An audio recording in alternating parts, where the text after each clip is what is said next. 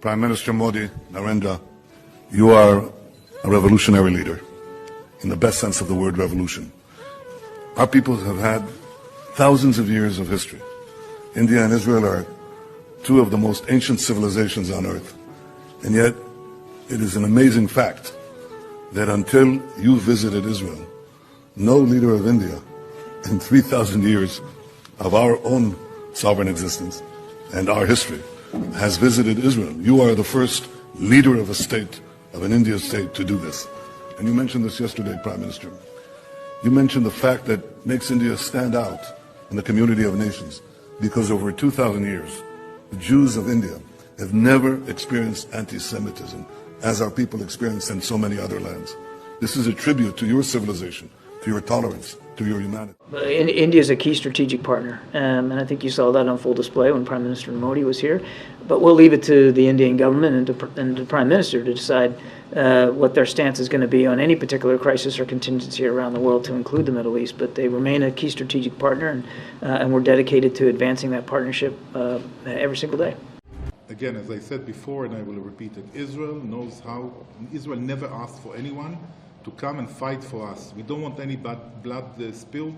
I had, by the way, quite a few Indians who wanted to volunteer, and I told them, thank you very much, but we fight our own fights. We don't want other people to fight our fights. It was always our way. It's true that the Americans are helping us with the supply of ammunition because we manufacture together, we develop together, and we will deplete quite a lot of ammunition every time we have a conflict like that.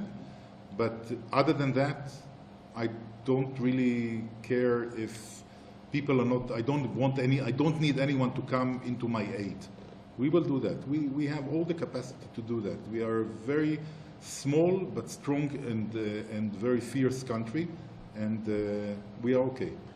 Our policy in this regard has been long-standing and consistent. India has always advocated the resumption of direct negotiations towards establishing a sovereign, independent and viable state of Palestine, living within secure and recognized borders, side by side, at peace with Israel. And I think that position remains the same. And the aid comes 3 days after the Indian Prime Minister Narendra Modi spoke to Palestinian Authority President Mahmoud Abbas.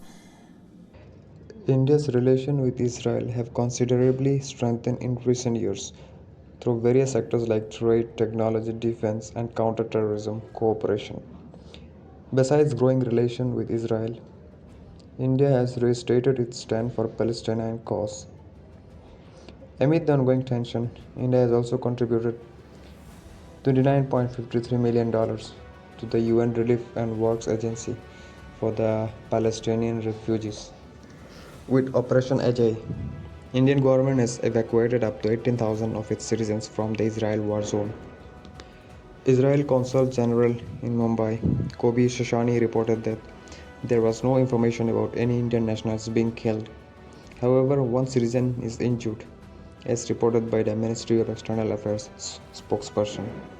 Bollywood actor Nusrat Bharucha was in Israel attending the Haifa International Film Festival when the conflict began, and she was immediately brought back to India safely. And around 27 individuals from Meghalaya, including Rajya Sabha member Vanway Roy Kharlukhi, were stranded in Bethlehem when the conflict erupted. Minister of External Affairs facilitated their safe passage to Egypt. Now let's talk about the Indian Jews. Currently, more than 200 Indian Jews of Bnei Menashe community are serving in the India-Israel Defense Force since the October 7 massacre, and 2 of them have already been killed by the Hamas. Jews of the Bnei Menashe community left India hoping to unite with their ancestral homeland and with their Jewish brothers and sisters. For them, Israel is more than just a land of milk and honey, but an opportunity to get immersed into the life of a Jewish state. Despite their expectation of a better life, they have been subjected to discrimination by the Jew in Israel society. They are racially discriminated and often separated from the mainstream by being categorized as Chinese. They are also religiously discriminated by other Jews due to the skepticism that still surrounds their claim of a past Jewish connection.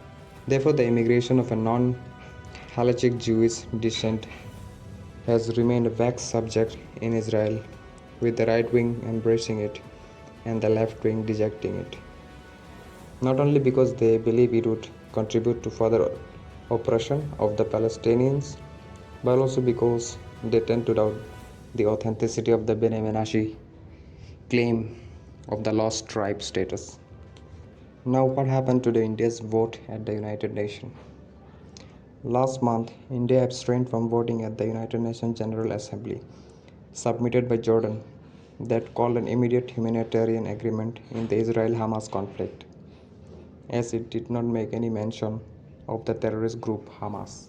The resolution, titled Protection of Civilians and Upholding Legal and Humanitarian Obligation, which was overwhelmingly voted by 120 nations in its favor, 14 against it, and 45 abstaining.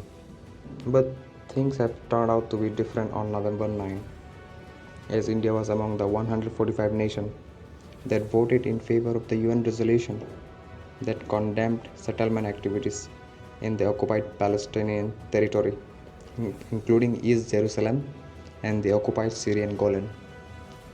The UN draft resolution, titled Israeli Settlement in the Occupied Palestinian Territory, including East Jerusalem and the occupied Syrian Golan, was passed by the overwhelmingly majority, 7 countries against it, and 18 abstained from voting. In the meantime, India is also sending aid to the Palestinian people. An Indian Air Force flight carrying 6.5 tons of medical supplies and 32 tons of disaster relief materials and other emergency essentials have reached Palestine via Egypt, using the Rafah border crossing between Egypt and Gaza. The aid is being sent 3 days after the Prime Minister Narendra Modi spoke to the Palestinian President Mahmoud Abbas. Speaking over the phone, Prime Minister Modi expressed his condolences to the Palestinian President over the loss of civilian lives at Al Ali Hospital in Gaza. Now let's discuss the India-Palestine relation. On October 7, immediately after the Hamas deadly attack, Prime Minister Narendra Modi spoke to his Israeli counterpart Benjamin Netanyahu and said India unequivocally condemns terrorism in all forms and manifestation. He posted on X referring to the Hamas attack. A few days later, Ministry of External Affairs reiterated India's support for Palestine. India always advocated the resumption of direct negotiation towards establishment a sovereign, independent and viable state of Palestine, living within secure and recognized borders, side by side, at peace with Israel, emphasizing that India's position on Palestine has been long-standing and consistent, and that there has been no change in that policy. On October 19, Prime Minister Modi talked to the Palestinian Authority President Mahmoud Abbas and said India would send humanitarian assistance to the Palestinians.